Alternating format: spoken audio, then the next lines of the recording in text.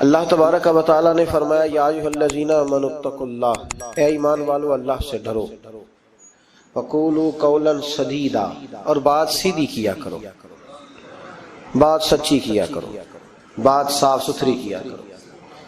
یا اللہ اس کا فائدہ تیری بارگاہ کرم سے کیا ملے گا؟ فرمایا یصلح لکم اعمالکم، میں تمہارے لیے تمہارے اعمال سنوار دوں گا، تمہاری اصلاح ہو جائے، تم سنور جاؤ، تمہارے لیے تمہارے اعمال سنوار دیے جائیں گے۔ یہ فائدہ دنیا کا ہے، سچ بولنے والے کو، صحیح بات کرنے والے کے اللہ اعمال سنوار دے گا، یہ اس کا دنیا کا فائدہ ہے۔ اور آخرت میں کیا ملے گا؟ فرمایا وَيَغْفِرْ لَكُمْ ذُنُوبَكُمْ، اللہ تمہارے گناہوں کو معاف فرما دے گا، اللہ تمہارے گناہوں کو معاف کر دے گا۔ وَمَن يُطِعِ اللَّهَ وَرَسُولَهُ فَقَدْ فَازَ فَوْزًا عَظِيمًا، اور جو اللہ اور اس کے رسول کی فرما برداری کرے تو تحقیق یہ بہت بڑی کامیابی۔ سچ بولنا، سیدھی بات کرنا، اپنے الفاظ اور اپنی گفتگو کو ہمیشہ صاف ستھرا رکھنا، یہ اللہ کی رضا بھی ہے اور میرے نبی پاک علیہ السلام کی تربیت بھی ہے۔ اسلام سچا دین ہے، قرآن سچی کتاب ہے، ہم سچے نبی کے ماننے والے صلی اللہ علیہ وسلم۔ ہمارے محبوب نے ہمیں سچ کا حکم دیا، فرمایا سچ بولو گے نا یصلح لکم اعمالکم، تو اللہ فرماتے ہیں میں تمہارے اعمال کو سنوار دوں۔ سچائیاں انسان کو مضبوط کرتی ہیں، جھوٹ انسان کو کمزور کر دیتا ہے، اعصابی طور پر بھی، اخلاقی طور پر بھی، سماجی طور پر بھی۔ انسان کے رشتے بھی ٹوٹتے ہیں جھوٹ بولنے سے۔ سچائی انسان کی ذاتی ضرورت بھی ہے، معاشی ضرورت بھی ہے اور اجتماعی ضرورت بھی ہے۔ اسلام میں کچھ چیزوں کی گنجائش ہے، اس پہلو کو آپ نے توجہ سے سننا ہے۔ یہ حکم دیا گیا ہے کہ سچ بولو تو ذرا حکمت کے ساتھ بولو۔ دنیا میں سب سے سچا پیغام دین کی دعوت دینا ہے، اس کے لیے حکم دیا ادعو الی سبیل ربک بالحکمہ، دین کی دعوت دو تو دانائی کے ساتھ دو، حکمت کے ساتھ۔ یہ کہا گیا ہے کہ سچ بولو تو ذرا حکمت کے ساتھ بولو، دانائی کے ساتھ بولو۔ میری بات کی سمجھ آ رہی ہے آپ حضرات؟ اس پہلو کو پہلے پیش نظر رکھیں کہ سچ، لوگ کہتے ہیں جی میری جی طبیعت ہے جی سچی بات کرنے کی، کون سی بات سچی جس میں جھگڑا ذرا جلدی ہو جائے؟ تو یہ کوئی سچ نہیں ہے۔ سچ حکمت کے ساتھ آپ بیان کریں گے، سچ پہ آپ کھڑے ہوں گے، آپ سچائی کی جب بات کریں گے تو دانائی کے ساتھ کریں گے۔ دنیا کا سب سے بڑا سچ ہے لا الہ الا اللہ، تو میرے نبی پاک صلی اللہ علیہ وسلم نے اس سچ کو صرف کھڑے ہو کے تقریروں میں کہہ کے اور کافروں کو لتاڑ کے اور بلا بلا کہہ کے بیان نہیں فرمایا، بلکہ اس طرح کی حکمت اپنائی ہے کہ نبی پاک نے یہ سچ لوگوں کی روحوں تک اتار دیا ہے۔ تو سچ آپ بولیں گے پر کس طرح بولیں گے؟ حکمت کے ساتھ، دانائی کے ساتھ۔ لیکن جہاں ڈٹنے کی بات آئے گی کہ اب حکمت کا لوگ ناجائز فائدہ اٹھائیں گے، وہاں اللہ حکم دیتا ہے کہ ان الذین قالوا ربنا اللہ ثم استقاموا، پھر ڈٹنے کی بات ہے تو پھر تو اللہ کا نام لے کے ڈٹ جا۔ لیکن عام جب آپ سچ آگے بیان کریں گے تو اس کو بڑی حکمت کے ساتھ، دانائی کے ساتھ۔ کچھ جگہوں پہ خلاف واقعہ بات کرنے کی اجازت ہے۔ نبی پاک صلی اللہ علیہ وسلم نے فرمایا کہ ان کو جوڑنے کے لیے تو ایسی بات کر لے، تجھے اس کی اجازت ہے۔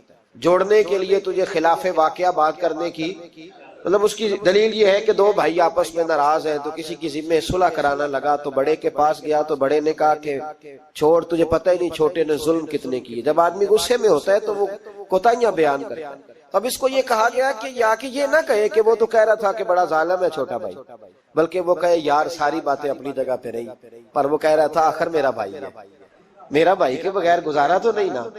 تو وہ خلاف واقعہ بات کرے، چھوٹے کے پاس آیا اور آ کے کہا کہ بڑے سے میں ہو کے آیا ہوں، تو اس نے کہا تمہیں پتہ ہی نہیں، بڑا تو بڑی دیر سے کھا رہا ہے، کھا ہی سارا بڑا گیا۔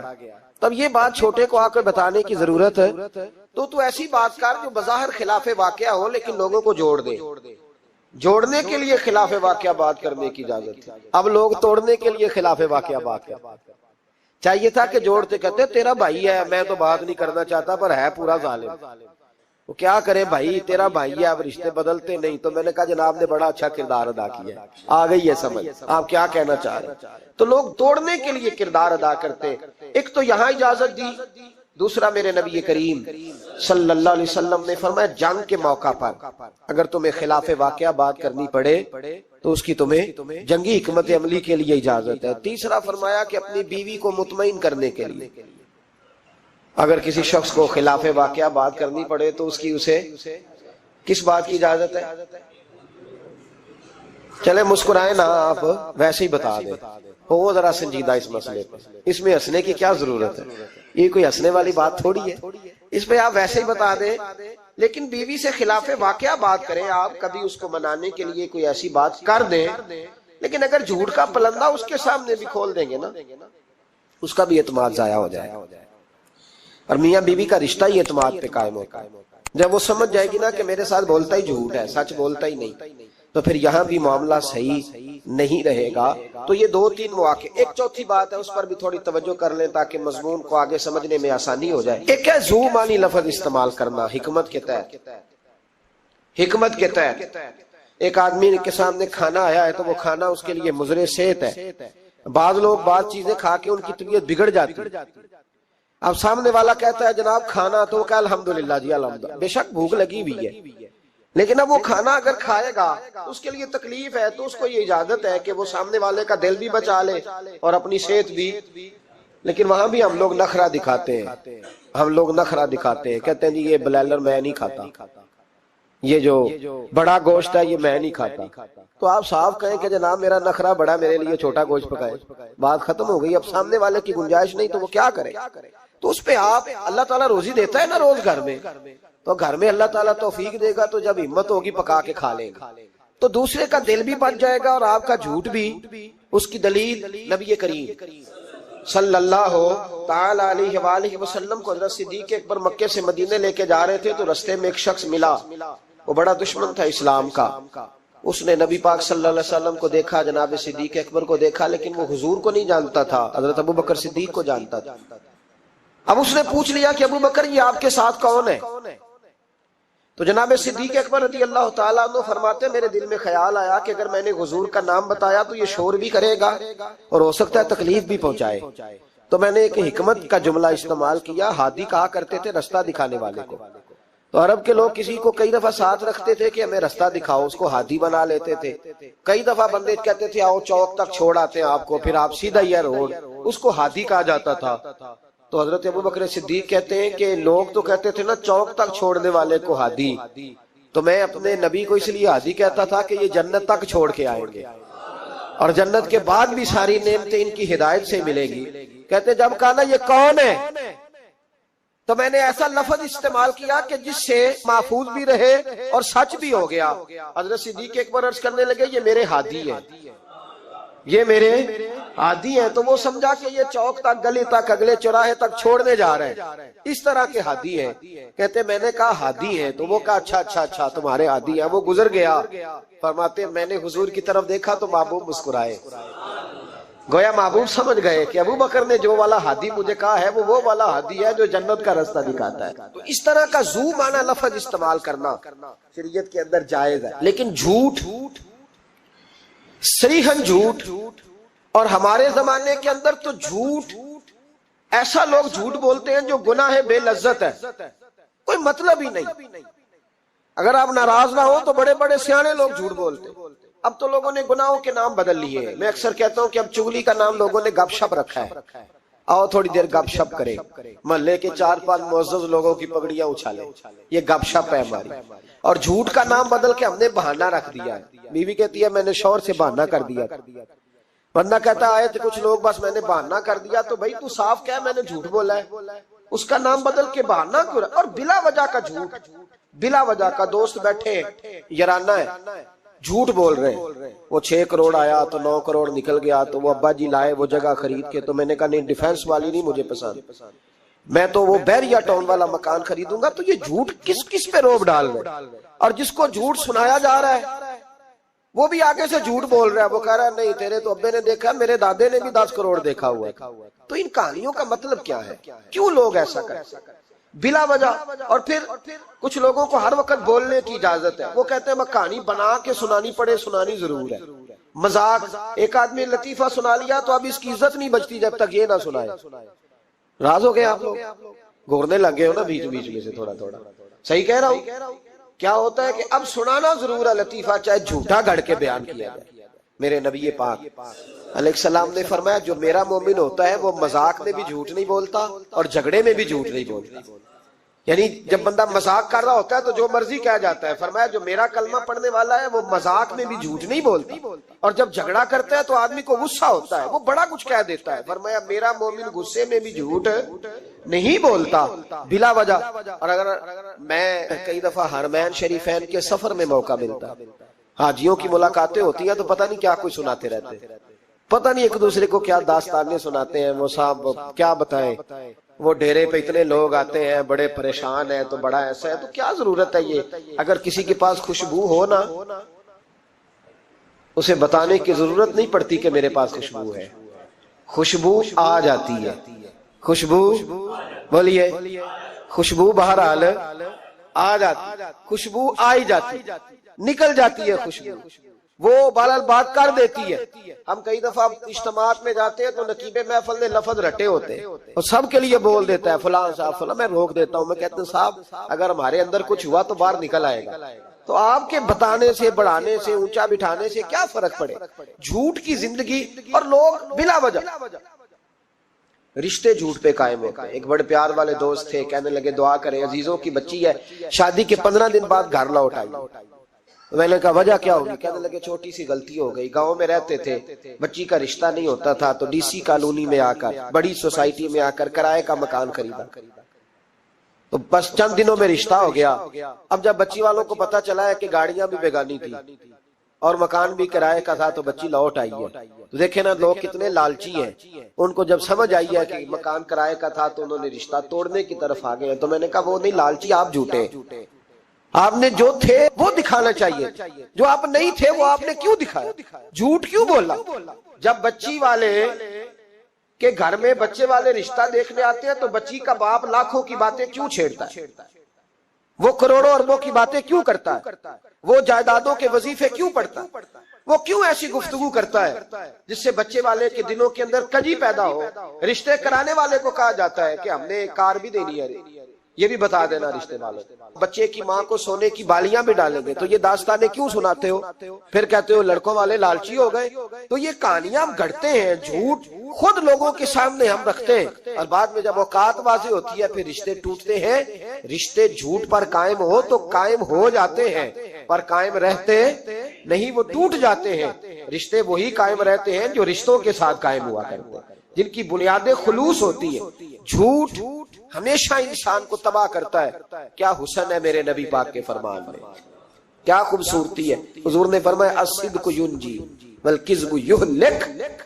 2 جملوں میں کائنات کی ساری حقیقتیں بیان کر دی. حضور فرمانے لگے سچ بول, سچ تجھے نجات دلا دے گا, سچ تجھے بچا لے گا. والکذب یہلک, جھوٹ نہ بولنا تو ہلاک ہو جائے گا, جھوٹ نہ بولنا, یہ محبوب کا فرمان. جھوٹ تجھے ہلاک کر, ہر لحاظ سے بندہ جھوٹا تباہ ہوتا ہے. سیاسی, سماجی, کاروبار, معیشت, دنیا, رشتے, ہر چیز جھوٹ پہ مبنی. کچھ لوگوں کو بیماری ہے جھوٹ بولنے کی, لارا لگانے کی. کسی نے کہا یار اتنی ضرورت پڑ گئی, کہا کوئی مسئلہ ہی نہیں, تیرا حل ہو جائے گا. بھئی تیرے پاس نہیں ہے تو صاف انکار کر. جھوٹ بول کر جیتنے سے بہتر ہے انسان سچ بول کے ہار جائے. اس کو کہہ کہ بھائی نہیں میرے پاس گنجائش نہیں, کل آ جانا, پرسوں آ جانا, سویرے آ جانا, کیا ضرورت. ان سے انسان کا وقار مجروح ہوتا ہے. میرے نبی پاک علیہ الصلوۃ والسلام جس معاشرے میں تشریف لائے نا, اس معاشرے میں بڑے عیب پائے جاتے تھے. بچیوں کو زندہ دفن کر دیتے تھے, قتل و غارت تھی, سارا کچھ تھا. ابو سفیان کہتے ہیں ہم سارے جرم کرتے تھے, لیکن عرب کے لوگ جھوٹ نہیں بولتے. عرب کے لوگ, یہ ذرا غور کرنا, انفرادی بات عرض کرنا. فرماتے چوری چکاری ظلم بربریت سارا کچھ تھا, اور ہم سمجھتے تھے کہ جھوٹ بولنا ہمارے حسب نسب کے خلاف ہے, یہ ہماری شان مردانگی کے خلاف. ہم کہا کرتے تھے کمزور لوگ جھوٹ بولتے ہیں, بزدل لوگ جھوٹ بولتے ہیں. جو لوگ حسب نسب والے ہوتے ہیں, کردار و عمل والے ہوتے ہیں, سردار ہوتے ہیں, جن کا پیچھے کوئی بیک گراؤنڈ ہوتا ہے وہ لوگ کبھی جھوٹ ہے۔ میرے نبی پاک علیہ السلام کا فرمان ابو داؤد شریف میں موجود ہے، ایک صحابی نے کہا یا رسول اللہ بخل بڑی بری چیز ہے، پر کیا مومن بخیل ہوتا ہے؟ نبی پاک صلی اللہ علیہ وسلم نے فرمایا ہاں کبھی کبھی مومن کنجوسی کرتا ہے، ہو جاتی ہے، اگرچہ نہیں ہونی چاہیے۔ یا رسول اللہ مومن بزدل بھی ہوتا ہے؟ فرمایا ہو جاتا ہے۔ عرض کیا یکون المومن کذابا، یا رسول اللہ مومن جھوٹا بھی ہوتا ہے؟ فرمایا قال لا، مومن سب کچھ ہو سکتا ہے پر مومن جھوٹا ہو سکتا، مومن جھوٹ بول سکتا، جھوٹ نہیں اس کی زبان سے نکلتا، یہ مومن کی شان ہی نہیں۔ عرب کے لوگ کہتے ہیں کہ جھوٹ ہماری مردانگی کے خلاف، ہمارے تو ملک میں جتنا بڑا جھوٹا ہوتا ہے اللہ ماشاءاللہ اتنا وہ بڑا قد کر جاتا ہے، جس کو ہمارے ملک میں لوگوں نے سیاست نام ہی جھوٹ کا سمجھا۔ ٹی وی پہ بیٹھ کر بہت بڑی جماعت کا بہت بڑا سربراہ کہتا ہے فلانا کام 6 مہینے میں ہو جائے گا۔ ناراض ہو گئے آپ لوگ؟ چلو جو کوئی گل نہیں، بہت بڑی بات 6 مہینے میں ختم، ٹھیک ہو جائے گا آپ کا مسئلہ۔ 6 مہینے کے بعد جب پوچھا جاتا ہے تو کہتے ہیں سیاسی بیان تھا، رات گئی تو اتنا ظلم، شرم ہی نہیں آئی۔ ابو سفیان کہتے ہیں کہ نبی پاک صلی اللہ علیہ وسلم کے جب کچھ صحابہ چلے گئے نا ہجرت کر کے حبشہ کی طرف، تو حبشہ کے نجاشی بادشاہ نے مسلمانوں کو بھی بلایا اور پیچھے سے جو قریش لینے گئے انہیں بھی بلایا، بات چیت ہو گئی تو اس کے دل میں خیال آیا کہ میں کسی سردار سے نہ پوچھوں بات کیا ہے۔ ابو سفیان کہتے ہیں میں تجارت کی غرض سے حبشہ گیا ہوا تھا، تو نجاشی بادشاہ کے کچھ لوگ آئے اور مجھے لے گئے، کہنے لگے بادشاہ بلاتا ہے، کہتے ہیں میں سردار تھا۔ بادشاہ نے جب بلایا تو اس نے نبی پاک علیہ السلام کے بارے میں مجھ سے سوال و جواب شروع کیے، تو میں نے وہ رٹی رٹائی گردان جو سارے پڑھا کرتے تھے وہ میں نے پڑھ دی کہ معاذ اللہ جادوگر ہے، ساحر ہے، کاہن ہے، لڑائیاں کرا دی، نیا مذہب لے آئے، معاذ اللہ وہ جو گردان عرب کے لوگوں نے ابو جال نے ابو لہب نے رٹی ہوئی تھی میں نے سنا دی۔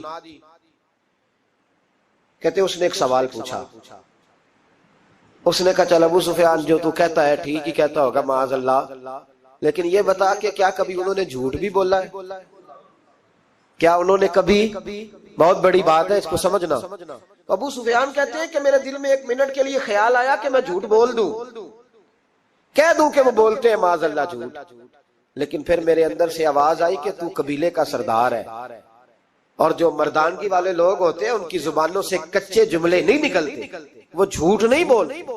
جو کسی منصب پر فائز لوگ ہوتے ہیں وہ ایسے ہی ان کی زبان ہر وقت چسکے کے لیے تھوڑا یہاں جھوٹ تھوڑا وہاں جھوٹ نہیں پھینکتی، وہ لوگ جھوٹے نہیں ہوتے۔ تو سردار ہے، تو چودھری ہے، تو سربراہ ہے، تو اہل ہے، تو منصب والا ہے، جھوٹ بولے گا؟ کہتے مجھے کہنے لگا سوچ کیا رہے ہو، بتاؤ کبھی جھوٹ بولا ہے؟ ابو سفیان کہتے ہیں میں نے فیصلہ کیا، میں نے کہا نہیں میں سردار ہو کے جھوٹ بولوں؟ کہتے ہیں میں فوراً بول پڑا، میں نے کہا وہ رشتے میں میرے بھتیجے لگتے ہیں، میرے سامنے آنکھ کھولی، میرے سامنے بچپن گزرا، میرے سامنے جوانی گزری، میرے سامنے شادی ہوئی، میں نے ان کی زندگی کے بڑے رنگ دیکھے، میں نے انہیں ماں سے بچھڑتے بھی دیکھا، دادا کی گود میں کھیلتے بھی دیکھا، پھر دادا کے جنازے پر بھی دیکھا، میں نے انہیں ہر حال میں دکھ اور سکھ میں دیکھا۔ کہنے لگا نجاشی سارے اختلاف اپنی جگہ پر میں نے اس رسول کو اس وقت بھی دیکھا جب مکے کے لوگ ہتھیلیوں پہ اٹھاتے تھے، اور آج بھی دیکھتا ہوں جب لوگوں نے پتھر اٹھائے ہوئے ہیں، میرا بھتیجا بھی ہے، میرا اپنا بھی ہے، میرا رائے کا شدید اختلاف بھی ہے، لیکن میں جھوٹ نہیں بولوں گا۔ وہ میرا بھتیجا دکھ میں ہو یا سکھ میں ہو، وہ آسانی میں ہو یا تکلیف میں ہو، امیر کے پاس بیٹھے یا غریب کے پاس بیٹھے، اس کی زبان سے جب بھی نکلتا ہے حق اور سچ ہی نکلتا ہے۔ اس نے زندگی میں کبھی جھوٹ بولا؟ اسیر دشمن کی چاہ میں بھی، مخالفوں کی نگاہ میں بھی امی ہے، صادق ہے، معتبر ہے، میرا پیغمبر عظیم تر ہے، میرا پیغمبر عظیم تر ہے۔ کہا ان کی زبان سے کبھی جھوٹ نکلا؟ کبھی نہیں نکلا ان کی زبان سے جھوٹ۔ تو کہتے اب نجاشی نے فیصلہ سنایا، نجاشی نے بات کی، فیصلہ سنایا تو کمال کر دی۔ کیا بات کی نجاشی نے؟ کہنے لگا ابو سفیان پھر تم کس طرح کہتے ہو کہ ان کا دین سچا نہیں؟ کہنے لگے جو بندوں کے معاملے میں جھوٹ نہیں بولتا وہ رب کے معاملے میں کیسے بولے گا؟ جو بندوں کے معاملات میں جھوٹ نہیں بولتا ان سے یہ توقع کیسے رکھتے ہو کہ وہ اللہ کے معاملے میں جھوٹ بولیں گے؟ فرمایا مان کیوں نہیں جاتے کہ اگر وہ بندوں کے حق میں سچے ہیں تو اللہ کے پیغام کے حق میں بھی سچے ہیں۔ سچائیاں حسن ہے، سچائی حسن ہے، سچائی ایک خوبصورتی ہے، سچائی تیرا وقار ہے۔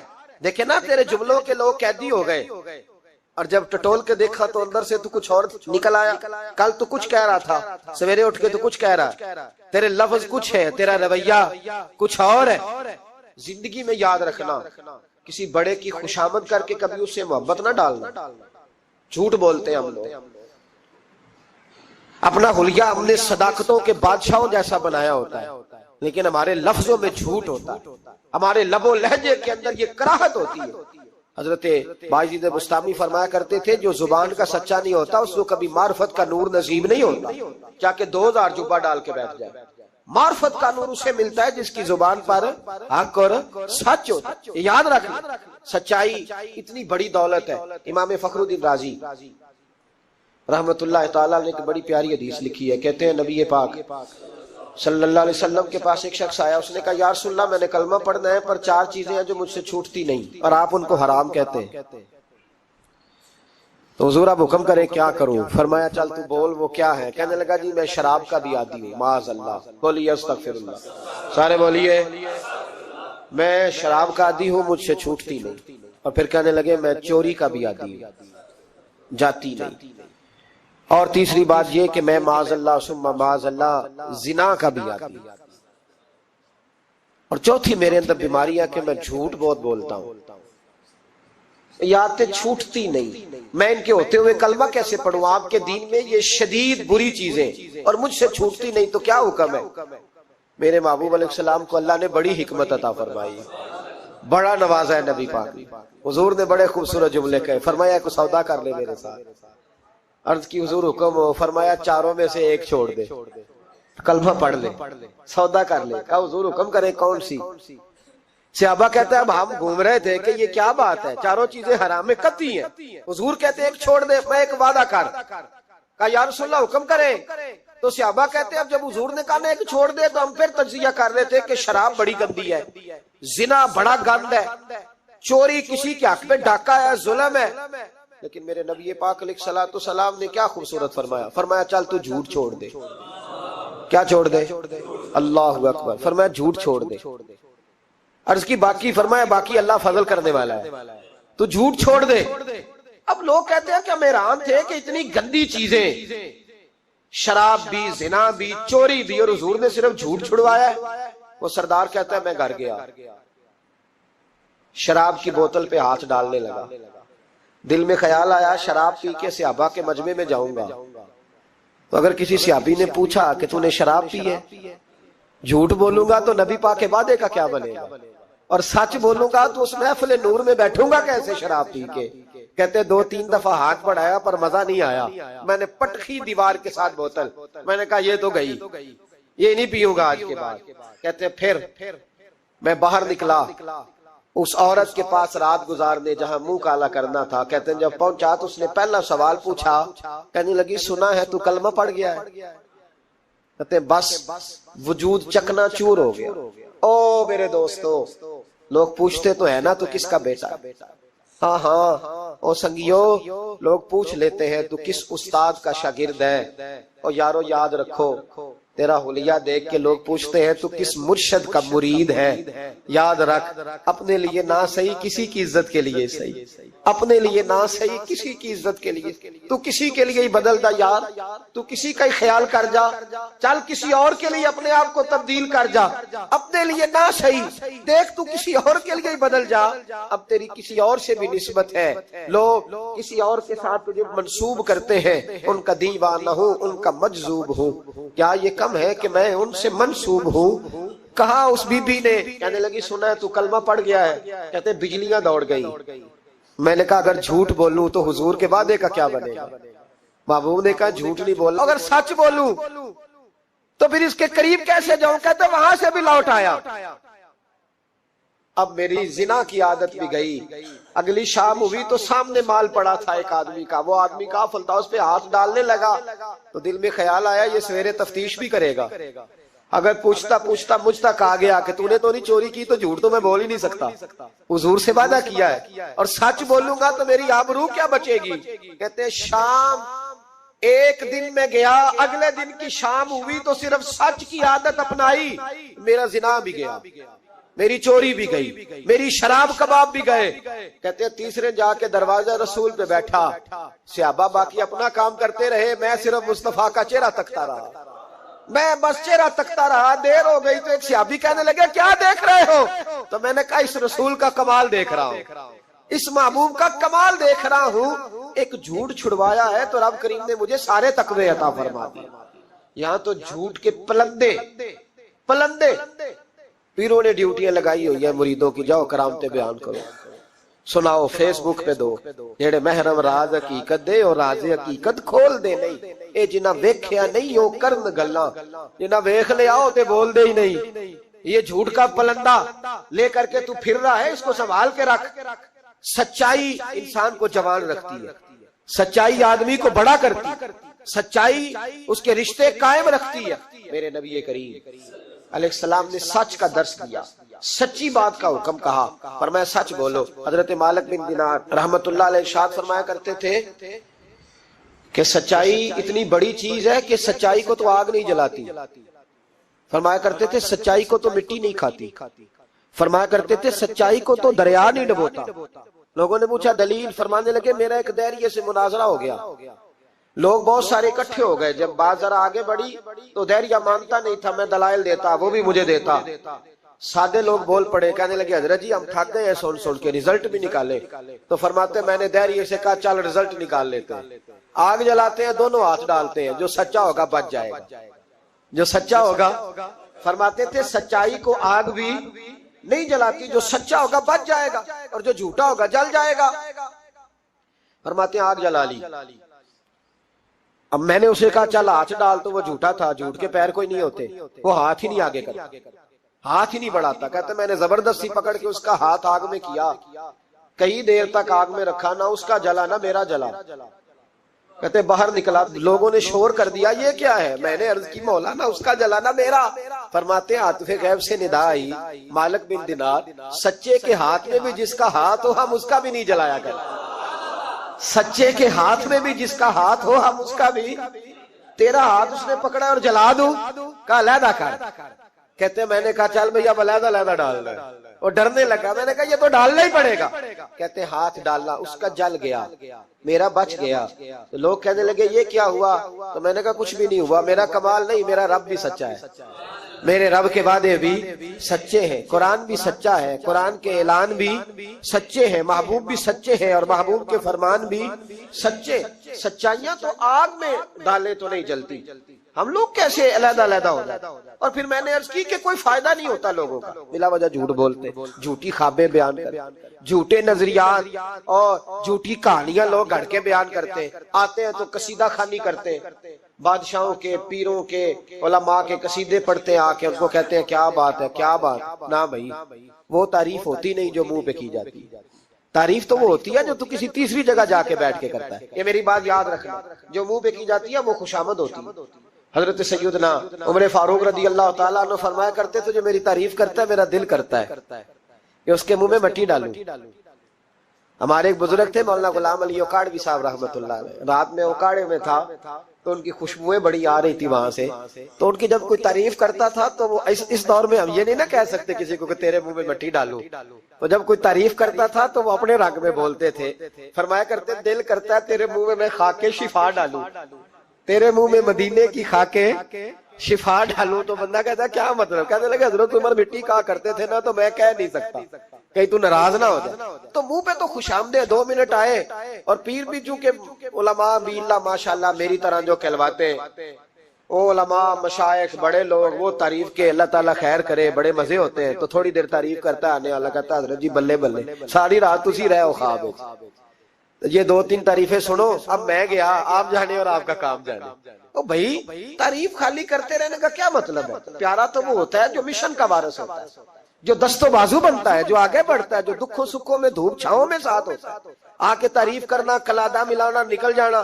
کئی دفعہ ساتھ رہنے والے تعریفیں نہیں کر پاتے، کوئی ضرورت بھی نہیں ہوتی، انہیں ضرورت بھی نہیں، اس لیے کہ وہ تعریف نہیں کر رہے، وہ عمل کر رہے، وہ نوکری کر رہے، وہ ڈیوٹی کر رہے. تو ہم تعریفوں کے پل باندھتے. ابا جی کی بھی کچھ لوگ میری تعریفیں کرتے ہیں، خدمت کوئی نہیں کرتے، صرف تعریف پہ گزارا کرتے. تعریف نہ کر، یہ جھوٹ کا پلندہ نہ باندھ.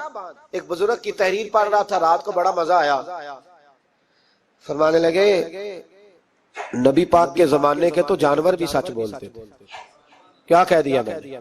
حضور کے زمانے کے کون؟ حضور کے زمانے کے تو جانور بھی سچ بولتے تھے. اور پھر انہوں نے دلیل کے طور پر کہا، کہنے لگے نبی کریم علیہ السلام گزر رہے تھے، سرور کائنات گزر رہے تھے صلی اللہ علیہ وسلم، ایک پہاڑی علاقے سے. ایک آواز آئی، کسی پکارنے والے نے کہا یا رسول اللہ. گویا ان لفظوں میں کہا یا رسول اللہ ہے انظر حالنا. حضور نے پلٹ کے دیکھا تو ہرنی بندی ہوئی تھی، ہرنی.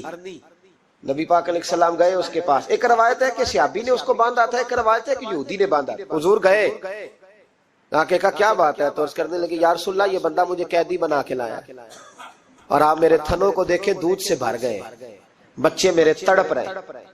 اگر تھوڑی دیر کے لیے یہ مجھے چھوڑ دے تو میں وعدہ کرتی ہوں دودھ پلا کے فوراً واپس آ جاؤں. نبی پاک صلی اللہ علیہ وسلم نے یہودی سے کہا چھوڑ دو. اس نے کہا اگر نہ آئی تو. نبی پاک نے فرمایا یہ سچے سے وعدہ کر رہی ہے تو سچا کر کے دکھائے. حضور کے زمانے کے جانور یہ سچا وعدہ کر کے دکھائے. نبی پاک صلی اللہ علیہ وسلم نے اسے چھوڑ دیا. تو جانور کو جب آپ بندے ہوئے کو چھوڑتے ہیں تو بڑی تیز دوڑتا ہے. اتنی تیز دوڑی کہ جنگلوں کے اندر اور پہاڑوں میں گم ہو گئی، نظر ہی نہیں آ رہی کدھر گئی. جب وہ گم ہو گئی تو وہ یہودی کہنے لگا وہ تو غائب ہو گئی، اس طرح گئی ہے کہ لگتا ہی نہیں تھا پلٹ کے آئے گی، یہ نہیں آئے گی. تو محبوب نے فرمایا نہیں یہ ضرور آئے گی، یہ سچ کہہ کے گئی ہے، یہ لوٹے گی. وہ یہودی کہتا جب میں نے کہا نا نہیں آئے گی تو واہ میرے محبوب تیری شان پہ بھی قربان جائے، کیا انداز ہے. حضور چارپائی پہ اس کے پاس بیٹھ گئے. فرمایا چل میں بیٹھتا ہوں بطور گارنٹڈ کے، میں بیٹھتا ہوں، آئے گی تو میں جاؤں گا، یہیں بیٹھا ہوں. وہ کہتے حضور بیٹھے رہے، شام ڈھلنے لگی. میں نے کہا کوئی نہیں آئی. فرمایا فکر نہ کر آئے گی. کہتے تھوڑی ہی دیر گزری تو وہ لہراتی ہوئی آئی، وہ دوڑتی ہوئی آئی. پہلے آ کے اس نے حضور کے قدم چومے، سجدہ کیا، اور پھر وہ شکریہ ادا کر کے واپس گئی. جہاں رسی بندھی ہوئی تھی اس کے پاس جا کے بیٹھ گئی. کہنے لگی مجھے باندھ لو، میں وعدہ کیا تھا. تو نبی کریم علیہ السلام نے فرمایا جا اسے جا کے باندھ. اس نے باندھ لیا تو حضور فرمانے لگے چل میرے ہاتھ بیچ دے. نرخ بازار محبت کا انوکھا ہو گیا، خود خریداروں میں شامل آ کے مولا ہو گیا. کہا بیچ دو میرے ہاتھ، میں خرید لیتا ہوں. اس نے عرض کی حضور نہیں میں نے نہیں بیچنا. کہا کیوں؟ عرض کرنے لگے یا رسول اللہ اسے نہیں بیچنا، میں نے اپنا بیچنا ہے، مجھے کلمہ پڑھا دے، انہیں مسلمان ہونا ہے، اور جب میں غلام ہوں تو میری ہر شے آپ کی ہے. میرے رسول پاک علیہ السلام نے اسے آزاد کر دیا. امام زرقانی فرمایا کرتے تھے تو سچ بولے گا تو آزاد ہو جائے گا، جھوٹ بولے گا تو قیدی رہے گا. حضور نے اسے سچ کی برکت سے آزاد کر. الصدق ینجی، سچ تجھے نجات دلاتا ہے، سچ تجھے بچا لیتا ہے. سچائیاں انسان کو زندہ رکھتی. آپ دیکھ لیں اس ملک کے اندر کتنے سیاستدان آئے، پھر وہ گزر گئے، اللہ جانے کہاں گئے. بیوروکریٹس آئے، گزر گئے. جو لوگ سچ بولتے ہیں وہ قائم رہتے ہیں، جن کے افکار میں سچائیاں تھیں، جن کے کردار میں گفتگو میں سچائیاں تھیں وہ موجود ہیں. زمانہ سارا گزر جائے گا لیکن حضرت خواجہ معین الدین اجمیری کا مزار چمکتا ہی رہے گا. دنیا کہیں سے کہیں پہنچ جائے پر بابا فرید الدین کی شان میں کمی آ سکتی نہیں. اور سارے لاہور میں جب سناٹا چھا جاتا ہے تو داتا علی اجمیری کے مزار پر اس وقت بھی قرآن پاک کی تلاوت ہو رہی ہوتی. جو سچ لے کے آئے اور جنہوں نے سچائیاں بکھیری ان کا کمال یہ دیکھو کہ آج بھی وہ چمک رہے ہیں، سچائیاں باقی رہتی ہیں. ہمیں تو قرآن پاک نے حکم دیا یا ایھا الذین آمنوا اتقوا اللہ وکونوا مع الصادقین، اللہ سے ڈرو اور سچوں کے ساتھ رہا کرو، جھوٹوں سے یرانے نہ لگاؤ، جھوٹے لوگوں کے ساتھ تعلقات نہ بناؤ، سچوں لوگوں کے ساتھ رہو، سچائیوں کا ساتھ دو، سچ ہمیشہ اپنے دامن میں رکھو. میرے نبی پاک صلی اللہ علیہ وسلم کے ایک صحابی تھے تو کاغذ قلم لے کے بیٹھتے. اب تو ہمیں علم کی قدر نہیں ہے نا، بڑی بڑی حسین باتیں ہوتی ہیں پر وہ 2-4 گھنٹے سننے کے بعد بھول جاتی ہیں، چونکہ محفوظ کرنے کا معیار ہی نہیں، طبیعت ہی نہیں. تو وہ صحابی جب حضور کی بارگاہ میں آیا کرتے تھے تو کاغذ قلم لے کے آتے. महबूब जो भी इरशाद फरमाते लिख लेते। कुछ लोगों ने उनसे कहा कि यार हुजूर की तबीयत मुबारक कभी जलाल में, कभी जमाल में, कभी खुश तबी में, कभी किसी तरह, तो हर शय लिख लेता है। देखा कर, जब हुजूर तरबियत के अंदाज में और लोगों को समझाने के अंदाज में वाज़ व नसीहत कर रहे हो, उस वक्त लिखा कर जब किसी से इनफिरादी गुफ्तगू हो रही, सिर्फ फकत एक शख्स पर फोकस हो, एक से बात हो रही हो, तब ना लिखा कर। जब इज्तिमाई तौर पर कोई दस्तूर, कोई मंशूर दिया जाए तब लिखा कर। तो हर बात लिखता है। हुजूर कभी मुस्कुरा के बात करते हैं, कभी जलाल में। उसने कहा यार तेरा फलसफा तो ठीक है, लिखना छोड़ दिया। कहते अगली शाम में बगैर कागज कलम के आया तो महबूब अलैहिस्सलाम ने फरमाया तेरे कागज पेंसिल किधर है? तेरा कागज पेंसिल किधर है? मजमे में बैठे लोग समझते हैं शायद सामने वाले को इतने लोगों में खबर नहीं, लेकिन जो ताड़ने वाले हैं वो कयामत की नजर रखते हैं। को खबर होती है कि कहाँ क्या हो रहा है। किस मेरे हजरत साहब फरमाया करते थे, हम तो बात करते हैं तो कई दफा समझ आ जाती है चेहरे का असर देख के कि अब ये सोच क्या रहा है, अब ये क्या अंदर खिचड़ी पका रहा है, यहाँ तक अल्लाह वालों को समझ आती। कहते हैं नबी पाक अलैहिस्सलाम ने जब पूछा ना कागज कलम कहाँ है, तो मेरे आंसू ही निकल गए। मैंने कहा इसका मतलब है कि मेरे महबूब की मुझ पे नजर रहती है कि ये किस हाल में आता है, किस तरह आके बैठता है, क्या इसका अंदाज है, हुजूर को पता है। फरमाते हैं मैं रो पड़ा, कागज कलम किधर है? अर्ज की या रसूल अल्लाह सल्लल्लाहु अलैहि वसल्लम, कुछ लोगों ने कहा था कि हुजूर कभी जलाल में, कभी जमाल में, कभी इनफिरादी गुफ्तगू करते हैं तो हर शय लिखता है, खास खास मौके के वाज़ व नसीहत लिखा कर। तो फरमाते हैं मेरे नबी पाक अलैहिस्सलातु वस्सलाम ने फरमाया उक्तुब उक्तुब उक्तुब, तो लिखा कर लिखा कर लिखा कर। मैं किसी हाल में भी हूँ, किसी रंग में भी हूँ, किसी मौके पर भी हूँ, मेरे मुंह से जो भी निकलता है हक और सच ही निकलता है। किसी मौके पर भी कोई बात खिलाफे वाकया निकलती। मदीना शरीफ में हाजिरी देने के हवाले से ना एक शख्स ने तहकीक की और उसकी रिसर्च आई तो उसने कहा कि मैं सोचता था लोग सबसे ज्यादा कहाँ रोते हैं, तो लोग सबसे ज्यादा मदीना शरीफ जाके रोते हैं, बड़ा रोते हैं। बड़ी उम्मीद है सरकार कदमों में बुलाएंगे, करम की जब नजर होगी मदीने हम भी जाएंगे, और अगर जाना मदीने में हुआ हम गम के मारों का तो मकीने गुम्बदे खजरा को हाले दिल सुनाए। वहां जाके लोग रोते हैं, तड़पते हैं। अब आप शक पैदा कर दें कि पता नहीं हुजूर हयात हैं माअज़ल्लाह के नहीं, तो आला हजरत ने 2 कस्में उठा के कहा तू जिंदा है वल्लाह, तू जिंदा है वल्लाह, बस मेरी चश्मे आलम से छुप जाने वाले तू जिंदा है महबूब। और उस पर दलाइल दिए। तो मेरे अजीज उन्होंने हमारे अकीदे पक्के किए। फिर भी अगर कोई कच्ची पक्की बातें करे, सवेरे कुछ कहे, दोपहर कुछ कहे, शाम कुछ कहे, तो वो बंदा कमजोर पड़ा है। वरना हमारी फिक्री की आदत ने हमें दलाइल से, कुतब से, हवाला जात से मुज़य्यन किया। तीसरी बात, आला हजरत बरेलवी कहते हैं इल्म का शौक पैदा करो। आला हजरत खुद मुरीद हैं एक सिलसिले में, और मुरीद इस तरह के कि गुलामी वाले मुरीद हैं। आजकल ज्यादातर लोग मुरीद नहीं होते। नाराज ना होना, अगर कोई पढ़ा लिखा बंदा हो तो वो वैसे भी मुरीद नहीं होता। वो अगर हो कभी तो खलीफा ही होता है डायरेक्ट, मुरीद नहीं होता। मिजाज नहीं, मुरीद होने का मिजाज नहीं, ये तबीयत नहीं। आजकल लोग शागिर्द भी नहीं होते।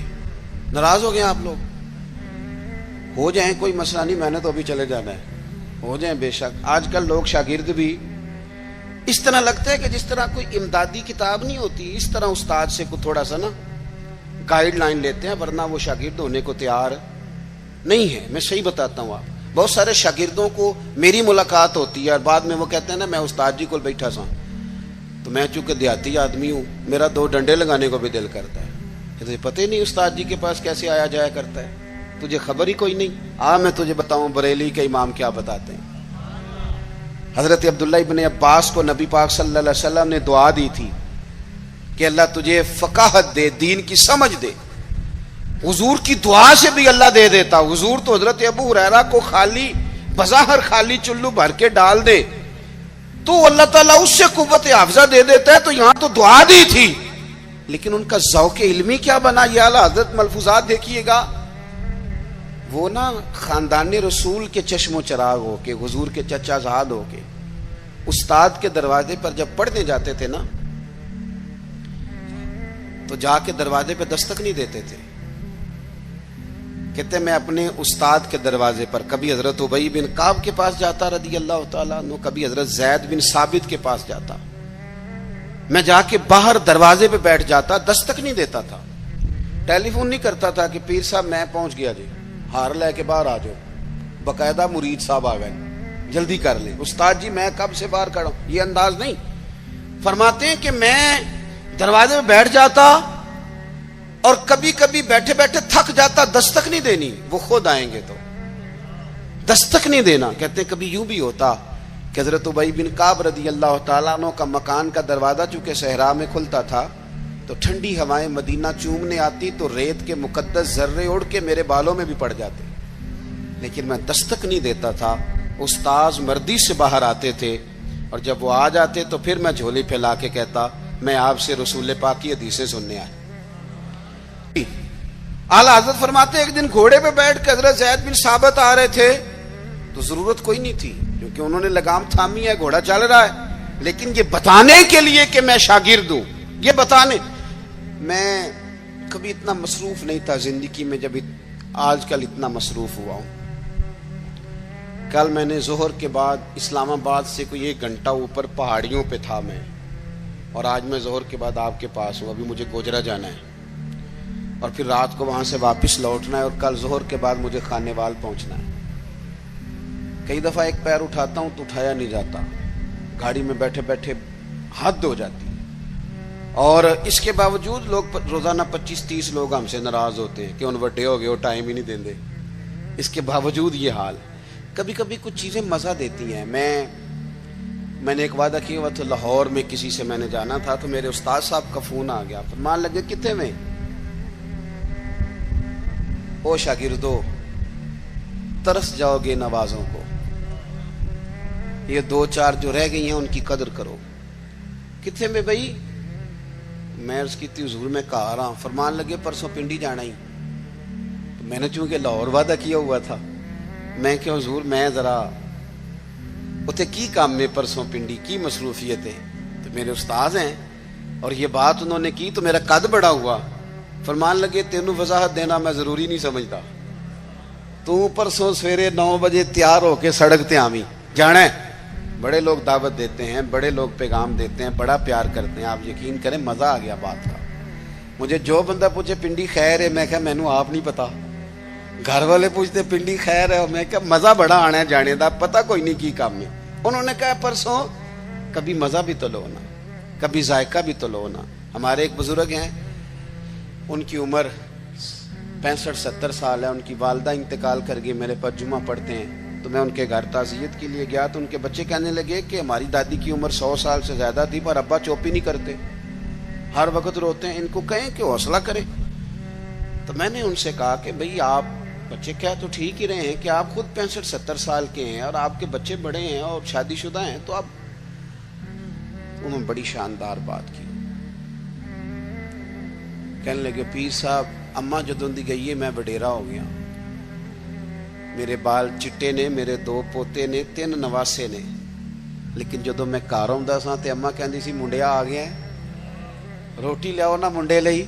فرماتے ہیں یوں لگتا تھا نہیں بال سفید ہوئے ہیں پر میں ہوں ابھی جوان. جب تک آپ کا کو بڑا رہتا ہے آپ طاقتور رہتے ہیں.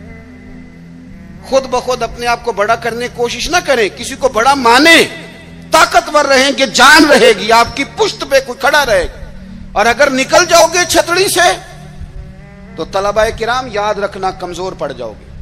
اگر پشت پہ کوئی ہوتا ہے تو بندہ طاقتور ہوتا ہے. ضرورت نہیں تھی حضرت زید بن ثابت رضی اللہ تعالیٰ عنہ کے گھوڑے کی لگام تھامنے کی, پر اعلیٰ حضرت فرماتے ہیں کہ آگے دوڑ کے, حضرت عبداللہ ابن عباس نے دیکھا نا میرے استاد آگے, دوڑ کے جا کے گھوڑے کی لگام پکڑی. تو حضرت زید بن ثابت کہنے لگے ہو میرے نبی کریم علیہ السلام کے چچا کے بیٹے یہ آپ کیا کر رہے ہیں؟ تو کہنے لگے ہمیں بتایا گیا ہے. لفظ دیکھنا ملفوظات شریف میں اعلیٰ حضرت نے لکھے, ہمیں بتایا گیا ہے کہ علماء کا احترام کرنا.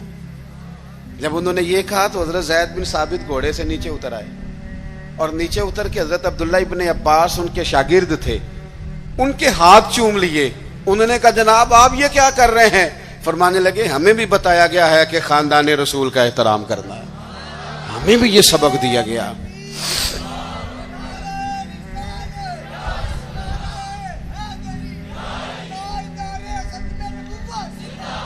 تو ذوق علمی ذوق پیدا کریں، ادب والا ذوق پیدا کریں، اور علم سیکھیں تو عمل کرنے کے لیے، صرف تقریر کے لیے، بحث کے لیے، کل کو ڈگری لینے کے لیے نہیں۔ آپ علم اس لیے سیکھیں، جب نا علم خالی تقریر بن جاتا ہے نا، اور علم خالی تدریس بن جاتا ہے، پھر وہ اس طرح کا بھی بعض اوقات معاملہ بنتا ہے کہ عارف رومی کہتے ہیں کہ اگر تو صرف لفظ تجھے یاد ہے اور تو عمل نہیں نہ کرتا تو یہ لفظ تو طوطے کو بھی رٹا دیا جائیں گا تو وہ بھی رٹ لے گا، تیرا اور اس کا کیا فرق ہوگا؟ جب تک آپ عمل نہیں کرتے علم پر، جب تک اس کو عمل کے حصول کے لیے حاصل کرے، خالی میں ایک درویش کو پڑھ رہا تھا، ان کے خلیفہ صاحب نے خط لکھا کہ حضرت میں اب تقریر بھی کرتا ہوں، تدریس بھی کرتا ہوں، تصنیف بھی کرتا ہوں۔ تو انہوں نے جواب میں شاباشی نہیں دی، بلکہ فرمانے لگے بیٹا یہ تو کام تم لوگوں کے لیے کرتے ہو، اپنے لیے کیا کرتے ہو؟ سحری کے وقت اٹھ جاتے ہو نفل پڑھنے کے لیے، تلاوت قرآن روز ہوتی ہے، سجدے کا ذوق حاصل ہے، درود و سلام کی طبیعت ہے، یہ تو لوگوں کے لیے کام ہے نا سارے، بڑی اچھی بات ہے، دین کی خدمت کرتے ہو، پر اپنا بھی تو بتاؤ نا۔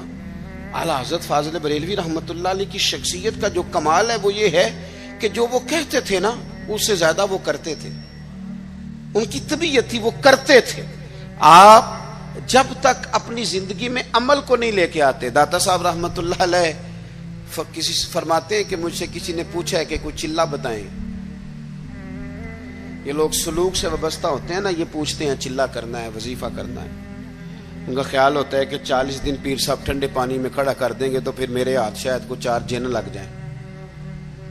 تو کہتے ہیں لوگ پوچھتے ہیں چلہ وظیفہ، تو آپ فرماتے ہیں میری نظر میں سب سے بڑا مجاہدہ چلہ جہاد علم حاصل کرنا اور اس پر عمل کرنا ہے، اس سے بڑا چلہ کوئی نہیں۔ یہ چلہ لگائیں، آپ کریں، عمل والی زندگی گزاریں، بدعملی والی، جتنا سیکھیں اس پر عمل کریں۔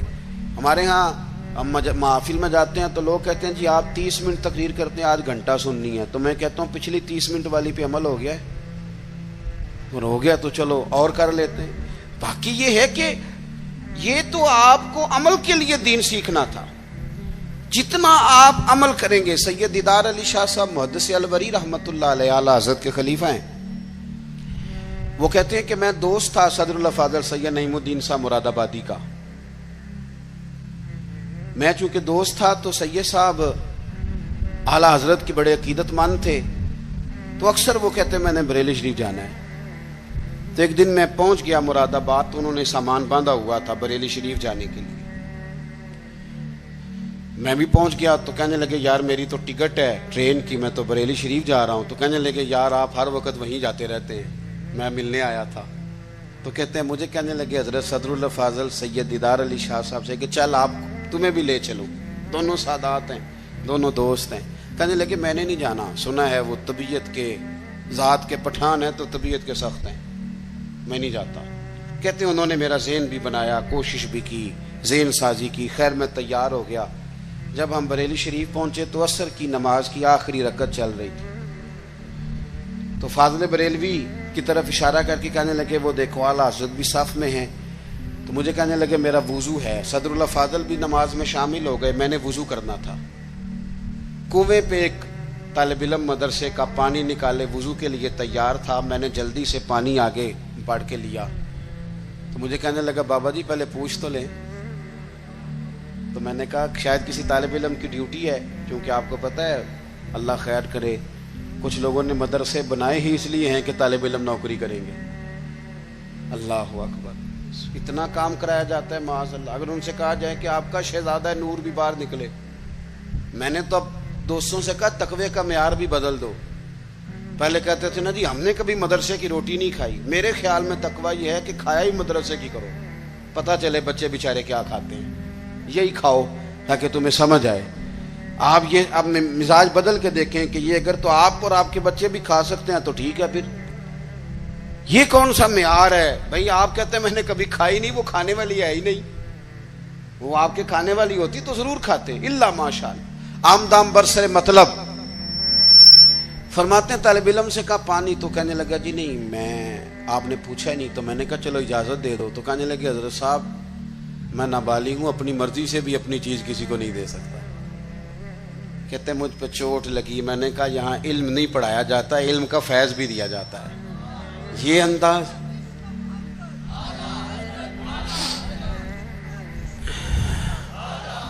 सुनेंगे जी आप।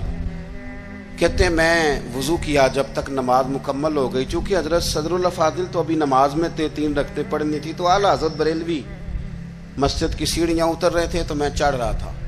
आला हज़रत को अल्लाह ने कोई कमाल दिया था कि वो चेहरा देख के बता देते थे कि बंदा सैयद है। चेहरा देख अल्लाह ने उन्हें ये इंशराह सदर अता फरमाया। कहते पहले तो उन्होंने ना मेरे हाथ ही चूम लिए, बात ही रंग ही और पकड़ गई, असर ही बड़ा हुआ। तो मैंने पूछा तबीयत कैसी है? तो कहने लगे मौलाना तबीयत का क्या बताऊं, ज़ात का पठान हूँ, तबीयत ज़रा सख्ती है। क्योंकि पठान हूँ तो तबीयत ज़रा मेरी सख्ती है। कहते हैं मैं समझ गया। बस फिर हज़रत सदरुल्लाह फाज़िल अगली सुबह कहने लगे चलें। मैंने कहा आपने जाना है तो जाएं। मैं जब तक दूर था बात और थी, अब तो हुजूर में हूँ, अब तो बात और है। तो मेरे भाई इल्म का फैज़ान हो, उस पर अमल हो। आखिरी बात जो आपकी खिदमत में अर्ज़ करनी है बड़े दर्द के साथ, वो ये है कि हमारे जितने बुजुर्ग थे ना, सूफिया थे, अल्लाह वाले थे, इनके दिलों में ना दूसरों के लिए बड़ा दर्द रहता था। हमारी तबीयतों में ना खुद गर्जी पूरे उरूज पे आई है। दूसरों के बारे में इनकी तबीयतें, जितने भी काम करते थे उम्मत की मिल्लत की खैरखाई के लिए करते थे। हम इल्ला माशाअल्लाह जो कदम उठाते हैं तो वो अपना नफा नुकसान देख के उठाते हैं। जब तक आपके दिल दूसरों के हक में नरम नहीं होते, गरीब आदमी जो होता है ना, ये सियाना नहीं होता। गुर्बत ने मेरे बच्चों को तहजीब सिखा दी, अब सहमे हुए रहते हैं, शरारत नहीं करते। गरीब सियाना नहीं होता। क्यों? कि महंगा मोबाइल ना हो तो चलाना भी नहीं आता, तो बंदा कैसे सियाना होगा? वो इसलिए सियाना नहीं होता कि कार ना हो घर में तो उसका दरवाज़ा बंद करना भी बंदे को नहीं आता।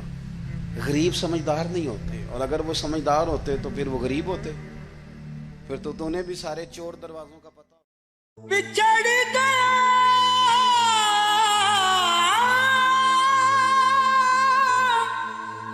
मेरे दिल दा जानी, ते मैं कखों वांगर रुल गई। फुल्लां नाल नाजुक जिंदड़ी मेरी विच कंडियां दे रुल गई। कम सजना दे मार मुका,